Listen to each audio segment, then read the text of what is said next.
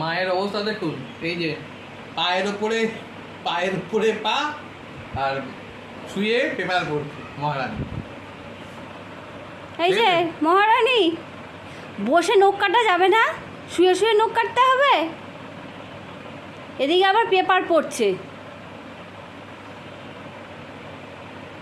কি বলবো আর এদিকে ছেলে নখ কাটছে। শুয়ে নখ কাটা যায়? যদি পায়ে কেটে যায় ফট করে, কিছুতেই উঠবে না। রাগ হয়েছে যেহেতু নখ কেটে দিচ্ছি। এই যে শুয়ে আছে, ওই দেখুন হাতে পায়ের নখ বড় বড় করবে। এই যে চশমা কপালে উঠে গেছে, চশমা চোখে নেই, চোখ বন্ধ করে বসে আছে। ওমা উঠবে না? ভাত খাবে না কেন? রাগ হয়েছে কেন? বাবলি পাঠিয়ে দেবে। বাবলি পাঠিয়ে দেবে? কি পাঠিয়ে দেবে?